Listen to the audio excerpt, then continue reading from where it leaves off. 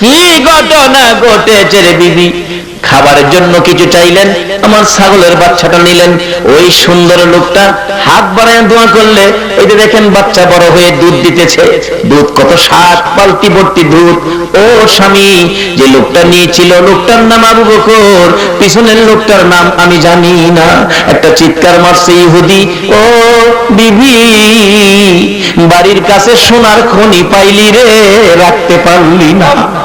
বিবি চিল্লে না, ইনি এই তো উম্মতের কান্ডারি রে, ইনি এই তো গুনাহগারের বন্ধু, যার খাতিরে কুল কায়নাত, ইনি হলেন রাহমাতাল লিল আলামিন নবী রে। হ্যাঁ বিবি বল, কোন পথে আমার রাসূল গিয়েছে, আমি রাসূলের পক্ষে চলে যাব।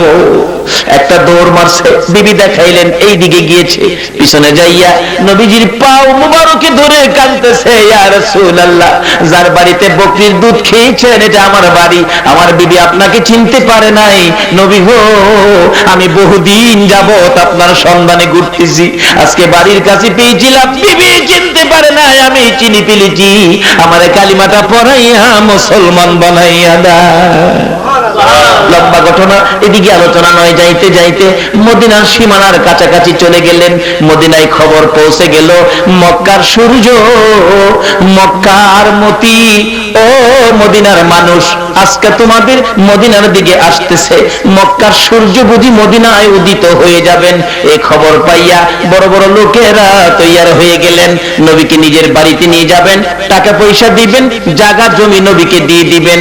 এইভাবে লোকেরা প্রস্তুতি নিচ্ছেন। কিতাব লেখে হযরত আবু আইয়ুব আনসারীর বিবি অত্যন্ত গরিব মানুষ, কে দিবেন গো নবীরে ভালোবাসা? আবু আইয়ুব আনসারীর বিবি ঘরের মধ্যে বসে কান্দে, রান্না ঘরে বসে কান্দে, বিছানায় শুয়ে শুয়ে কান্দে। মাবুদ গো, আমি তো গরিব মানুষ, তোমার রাসূল আমার বাড়িতে নিতে পারবো না, কোথায় রাখবো, কোথায় বসাবো, এই ক্ষমতা আমার নাই।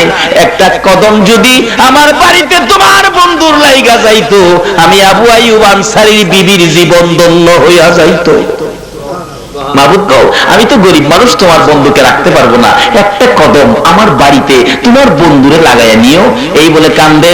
সকালবেলা ঘুম থেকে উঠে উড়ান বাড়ি পরিষ্কার করে ঝাড়ু দেয়, রাস্তাটা পর্যন্ত ঝাড়ু দেয়, না জানি এই রাস্তায় রাসূল আসে।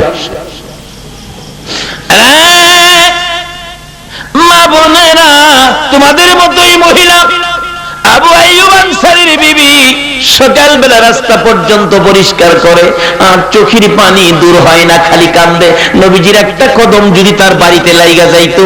এবার আমার আল্লাহ ডাকে, এরে আবু আইয়ুব আনসারীর বিবি, আমার নবীর ভালোবাসায় কান্দোস রে, এই চোখের পানির দাম অতি বেশি হয়ে গেছে। আমার আল্লাহ বলেছেন, বন্ধু গো, তোমার ভালোবাসায় যারা কাঁদবে, এই চোখের এক ফোঁটা পানির দাম আমি আল্লাহর আরশের চাইতেও বেশি হয়ে যায়। আবু আইয়ুব আনসারীর বিবি কান্দে, নবীজির একটা কদম তার বাড়িতে লাগার জন্য। এদিক দিয়া নবীজি মদিনার সীমানার কাছাকাছি এসে গেছে।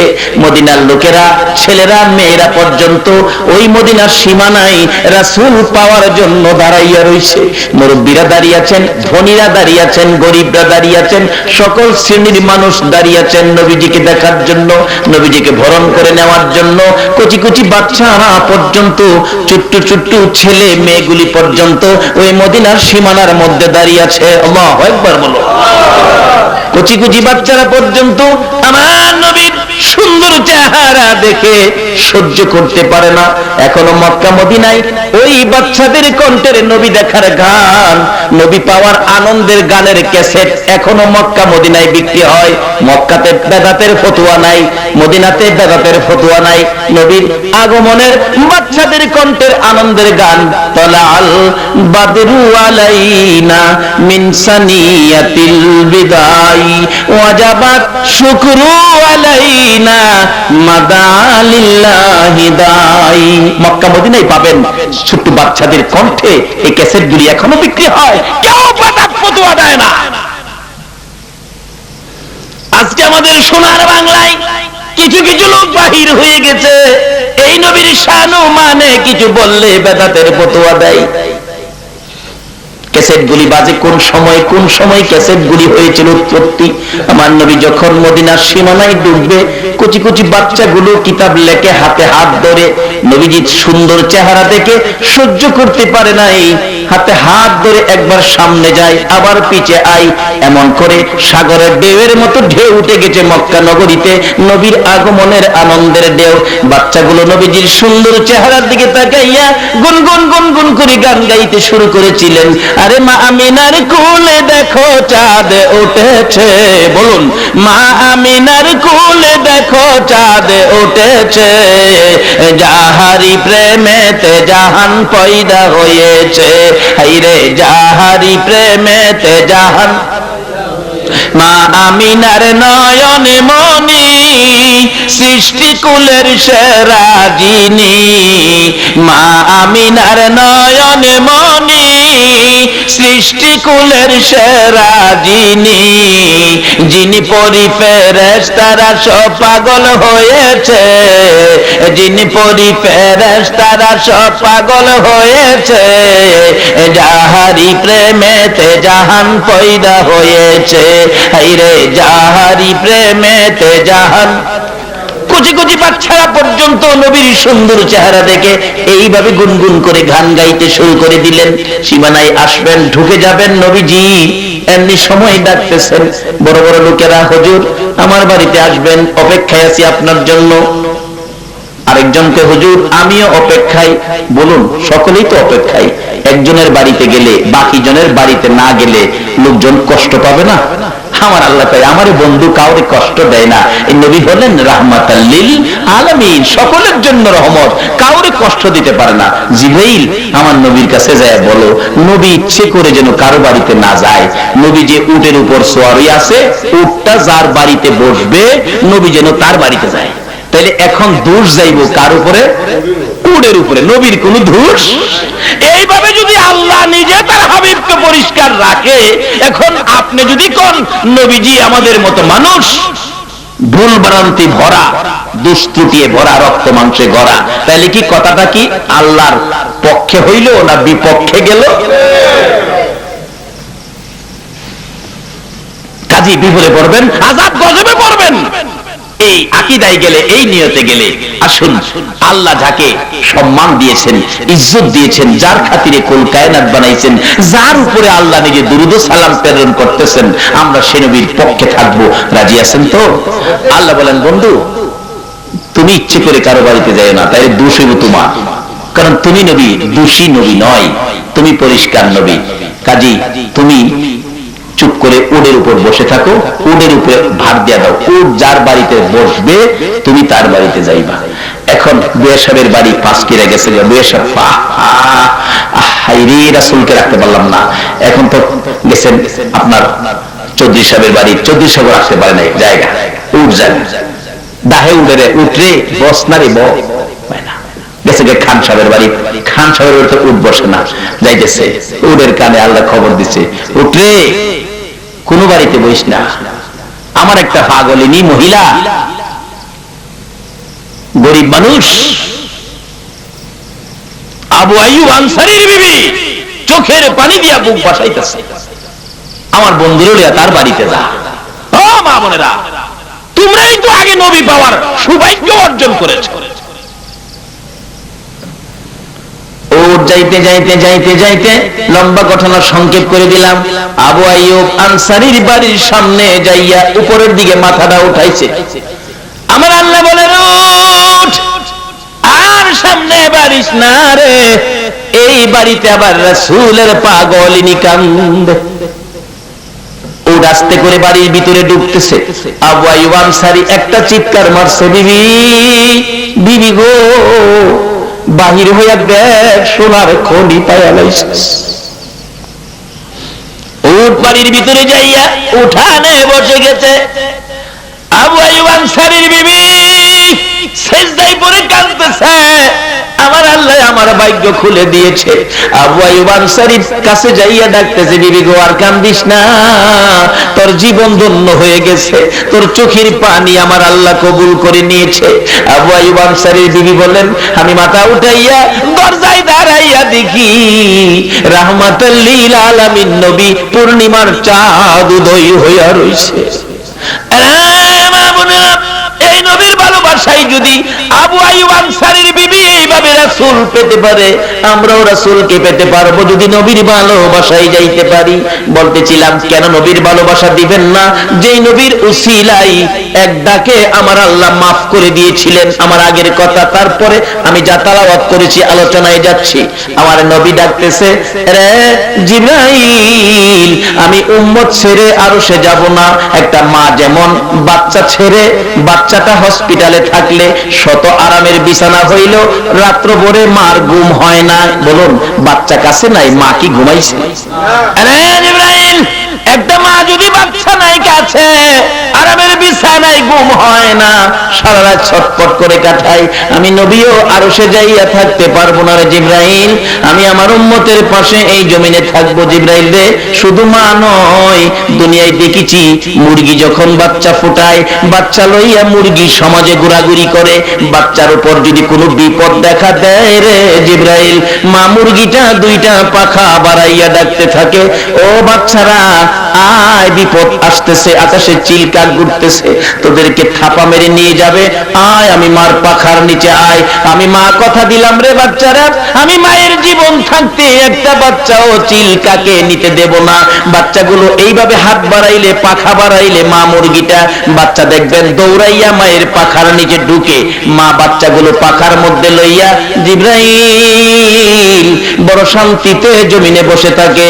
আমি নবীও আরশে যাব না রে জিবরাইল, মদিনার মাটিতে পড়ে থাকবো। আমার তামাম পৃথিবীর উম্মতের যদি কোনো বিপদ দেখা দেয়, আমি নবীও মদিনার জমিন থেকে উম্মতের উদ্দেশ্যে দুইটা হাত আমি রাসূল বাড়াইয়া দিব। আমি আমার তামাম পৃথিবীর উম্মত গুলো হাতের মধ্যে লইয়া আমার মন চাই রে সুখে শান্তিতে পড়ে থাকবো। আমার আল্লাহ বলেন, বন্ধুগো এত যখন মায়া উম্মতের জন্য, উম্মত ছেড়ে আরশে পর্যন্ত আসবা না। যাও, আমি আল্লাহ কথা দিলাম, তোমার উম্মতের একটু সুযোগ পাইলেই আমি আল্লাহ মাফ করে দিব। তাই মাফের জন্য তো আজকের মাহফিল। আসুন, যেই মাহফিল যার আয়োজনে এই সুযোগ আমরা পেয়েছি, আল্লাহ যেন এই আয়োজন কবুল করেন, যারা আয়োজন করেছেন তাদেরকে হায়াত দেন, সকলে বলুন আমিন। আসুন এখন আমার আলোচনায় ঢুকি, আলোচনা অনেক লম্বা হয়ে গেছে, আর আধা ঘন্টা খানি সময় আমি যা তেলাওয়াত করেছি তার মধ্যে আলোচনা করলে আপনাদের কষ্ট হবে না তো? আসুন একটু সময় আলোচনা করি। আচ্ছা, আমি জানতে চাই, মরতে যখন হবে, এই কথাটা রাইট, মরার পরে আপনারা কোন দেশে যাবেন? এই দেশটা কি চিনেন না? তাইলে বলুন এই দেশটার নাম কি? কবর। সবাই বলুন দেশটার নাম কি? আচ্ছা, কবরে যে যাবেন, কবরের খবর তো কেউ নিলেন না। বাবারে, এদেশের কত সাজানি সাজাইলেন বাড়িঘরকে, কবরটা তো কেউ সুন্দর করে সাজাইলেন না। যে কবরের বাস্তব ঘটনা 91 সনে পাকিস্তানের পীরদোহা কবরস্থানে ঘটনা ঘটেছিল, মাসিক পত্রিকা পেয়েছি খবরটা। একটা যুবক ছেলে মারা গেলে তাকে কবর খুঁড়ে জানাজা শেষ করে কবর নিয়ে গেলেন দাফন করার জন্য।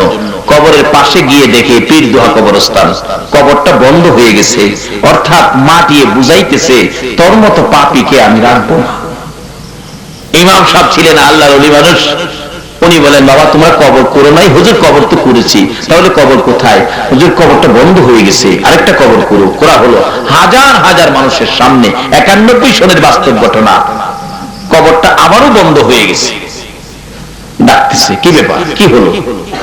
আল্লাহর ওলি ইমাম সাহেব হুজুর বলতেছেন, ও বাবা যুবক, সাবধান হও, দেখো তোমাদের মতো যুবকের লাশ কবরে নিতে চায় না, আরেকটা কবর করো।